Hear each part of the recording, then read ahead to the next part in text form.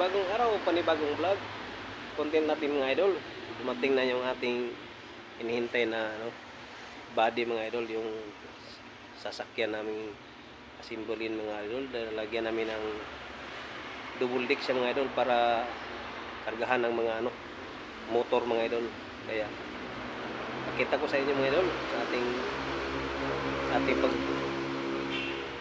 video ngayon mga idol. Ngayon lang siya dumating mga idol, ang ating body nga simbolin. Pakita ko sa inyo mga idol. Yan mga idol, oh. Yan mga idol. Bago siya, bago. Forward siya mga idol, forward. Pakita ko to sa inyo mga idol kasi panibagong vlog ko naman to mga idol. Siya, forward siya pero dugtungan namin siya mga idol. Para kahaba naman mga idol sa 10 wheelers. Magsumpay kami mga idol, magdugtong kami hanggang dito mga idol. Lagyan namin ng mga dugtungan namin ng mga hanggang 10 feet mga idol para mahaba siya. Hanggang dito mga idol, sa kinatayuan ko. Mga idol, pakita ko to sa inyo mga idol pag simula namin dito. Ito, kahapon to dumating mga idol yung sasakyan na to.